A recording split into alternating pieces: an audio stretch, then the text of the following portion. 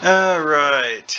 Well, this is an episode of TNG that I've seen a lot of people speculate could be relatively easily um, re-edited to make it into a TV movie. And that's because it's a two-part episode. Two-part end of season cliffhanger. Oh yeah, they didn't actually shoot it separately. No. But hey. Anyways, so the way this one worked out is that it is your quintessential bizarre time travel shenanigans plot. Same because the crew of the Enterprise gets notified by people on Earth doing routine maintenance of things that are behaving strangely and discover that there is something that has been laying buried deep in a dark cavern on Earth. Something that should not be there. Data's head. And people are like, okay, this is obviously time travel shenanigans. Yeah, let's figure out what sort of bizarre time travel shenanigans are going on here. And so on begins the quest to unravel the mystery of how Data's head came to be in the wrong time period and no longer attached to his body. Well,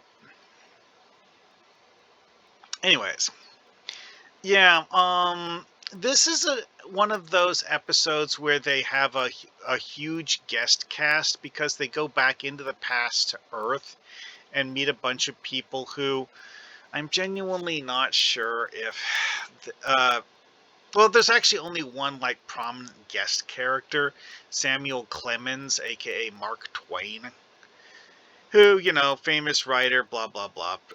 Apparently it's the right time period for that. Did I double check the dates? No. Does it actually matter? No. I mean, if you're going to reuse this in a story and you actually care about double checking the dates, you can always just change the in-universe dates to things that match real-world history if you want to. No big deal. Anyways, so moving on. Yeah, this is a plot where they have to go back to 19th century San Francisco to figure out what the heck the Devidians are up to. Because the Data's head thing was a dark cavern buried underneath a Starfleet facility that somehow didn't get noticed while they were doing their Starfleet stuff earlier. Why? No idea. But whatever. Anyways, so now we get to the fun parts. In the present, in modern times, they can't actually do anything while on Earth to deal with the Devidian plot. They just can't. It doesn't work. And but they find forensic evidence to figure out how Data's head got there, who put it there, blah blah blah. Namely, the whole thing of the caverns infused with triolic waves, because of course it is. Why wouldn't it be? Again, this is one of those things we have to question. Why didn't Starfleet personnel notice this earlier? It's one of those plot convenient things that is not explainable via real world logic, because realistically it happens only because the plot says it has to. I mean, let's face it. Why wouldn't Starfleet Command have noticed that there's a cavern underneath one of their buildings that is radiating triolic waves? Well. Anyways, moving on. So, the triolic waves and certain bits of microscopic debris cause the crew to realize that the incursion came from the planet Devidia. Here's the thing. For this plot to work, the crew of the Enterprise had to have in a scientific database accessible to them, either at Starfleet Command or in the Enterprise's computer banks, where they have a catalog of Devidian life forms. Because they identify a microorganism that is only known to exist on Devidia as being present in the cavern in a fossilized state. They don't actually live on Earth, never have, and coming to Earth like that kills them apparently, but they find the fossilized remains of these Devidian life forms on Earth, and thus conclude that they need to go to the planet Devidia to figure out what is going on. Now here's where the story gets extra weird, because this is a time travel plot, and apparently the present day Devidians are actually going into the past to the 19th century on Earth. Why? How? Yeah, I'm going to explain that in part 2, because holy crap. Oh, I'll get to that one later. But yes, they go to Devidia, find the method that the Devidians are using to go back to the past, and then have certain members of the Enterprise crew go back into the past and try to figure out what the Devidians are doing in the past. Why? Because it's functionally impossible to actually talk to the Devidians. It's not that Devidians are incapable of speaking. In theory, the Devidians could talk to them if they actually wanted to. They don't want to talk.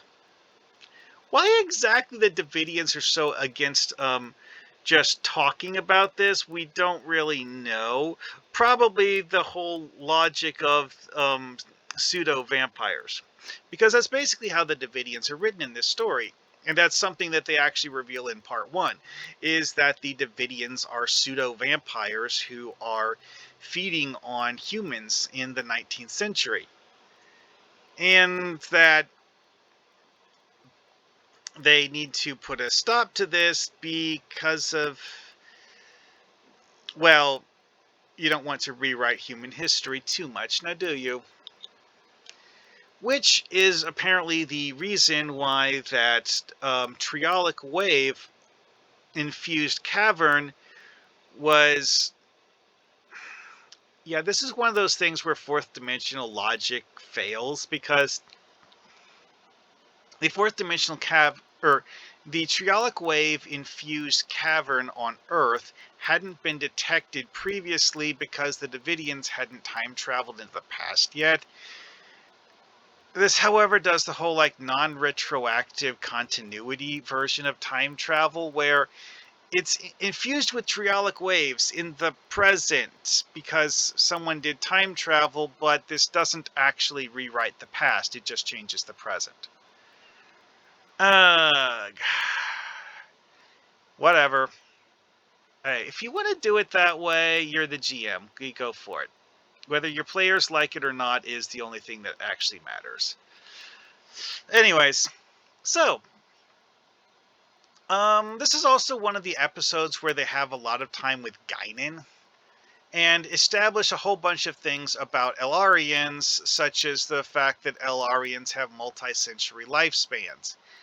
And that Guinan, while they'd known she was,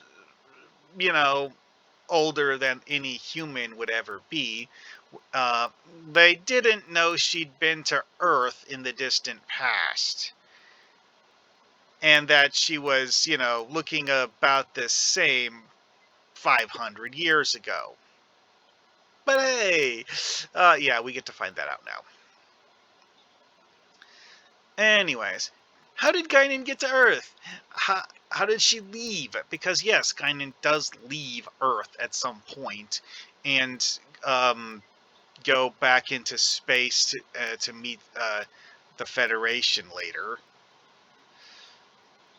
This is one of those things that never gets explained. And when you go with the idea that Elarians were visiting Earth with spaceships, suddenly you just have to make a list of, like, okay, so in Star Trek, how many alien races came to Earth and did stuff before humans invented warp travel and made official contact with an alien race? Yeah, the sheer number of times that actually gets brought up is impressive, to say the least. Anyways, moving on. So, this is mostly a setup, because, again, this is a part 1 of part 2. They start with establishing what Devidians are. Because, like, there's a difference between the Devidians, who are the sentient alien species, and just life forms from the planet Devidia. Because, vaguely humanoid, shape-shifting species who can take on the appearance of humans, and in the process also change their phase variants so that they aren't invisible to the naked eye. However, the ability to shift their phase variants back to their normal phase variants at will would make them functionally able to become invisible at will. Now, this whole thing about time travel is pseudo-magical bullshit technology. See, I'll explain that later. It's just that complicated. Because it's a major plot point in part 2. Is in part 1, they've established that the Devidians have somehow managed to open portals from a cave on Devidia 2 to Earth, and that this portal goes through time to the 19th century. So that the Devidians can go back to Earth's past and eat people in Earth's past. Why they're doing this? Well, we find that out in part 2. I'll get to that later in a different video, probably tomorrow. Anyways, though. Now, you know what? I'll explain that later, too. This actually has a lot of things that are set up, though, because the fact that they throw in things like the Ophidian in the first episode. They show you that the Devidians are using this Ophidian thing as part of their regulatory mechanism for making the time portal / space portal work. Actually, that's an interesting point about this, is that the method of going to Earth that the Devidians are using, how many light years is that portal going? Yeah, we don't know. See, the Devidian system is in the Marib sector. Where is the Marib sector on a galaxy? Nope. They don't tell us. They just so that's the planet Devidia, and then that the Federation has already charted the planet and cataloged life forms from the planet Devidia. Which raises several very interesting questions. It's like, when did the Federation make first contact with these guys?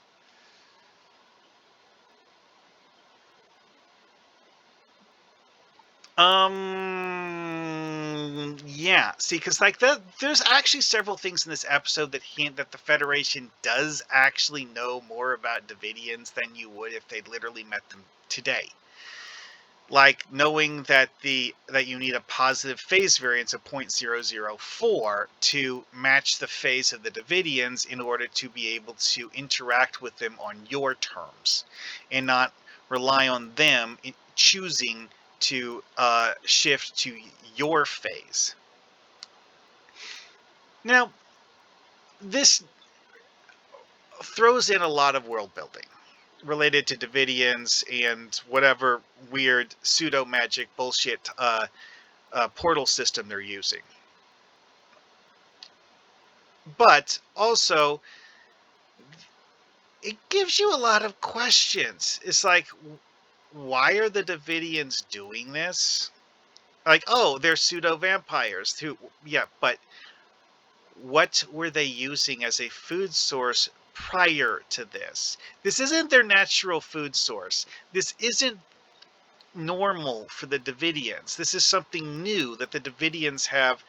Okay, it's a technology that's well established for the Devidians, seemingly, but they haven't been using it in this specific manner in the past. And also there's the hint that they know enough about Earth's history to know which times and places in Earth's history would be less noticeable for them to vampirize people in. Again, giant stack of unanswered questions about Devidians. I'll get into that in more detail later, because, like,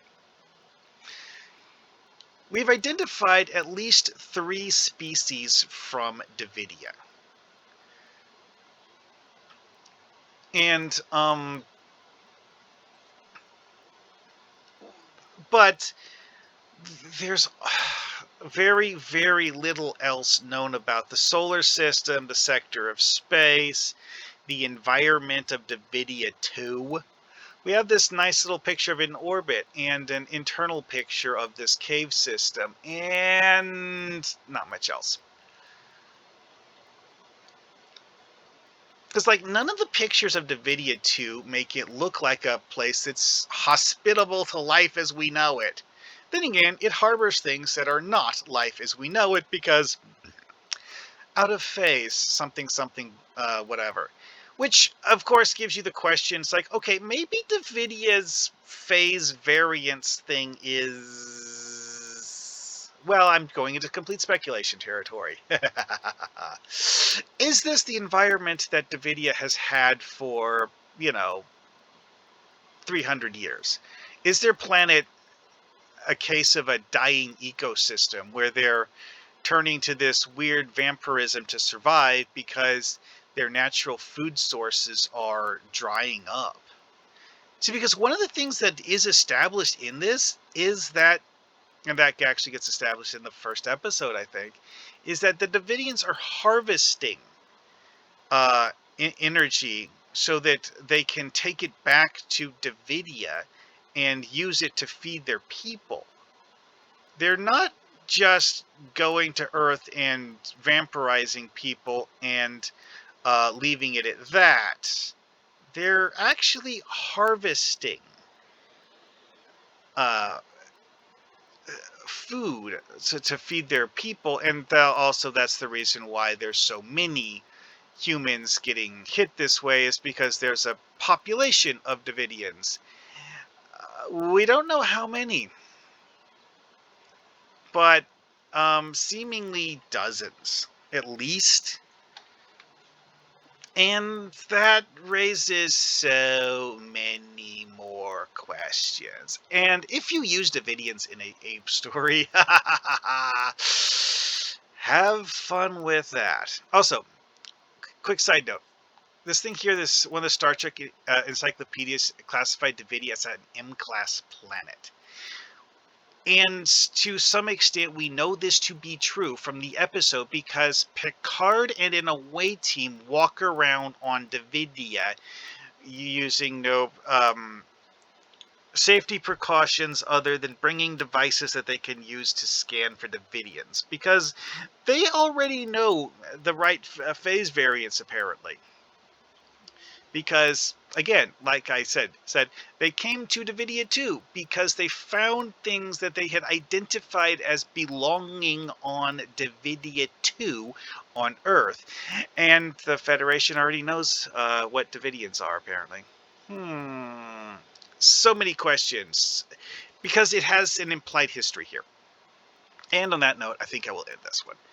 get back to the whole story thing in this second part of this, because this is one of those episodes where it is a rabbit hole, and that's part of what made it so much fun as an episode, and why it'd be nice to see it re-edited into a movie form, because of the fact that a lot of stuff happens in this one. Definitely one of those, like, interesting time travel episodes. Not one of the boring ones where someone goes back into the past and philosophizes about things. Oh, no, no, no, no, no, no.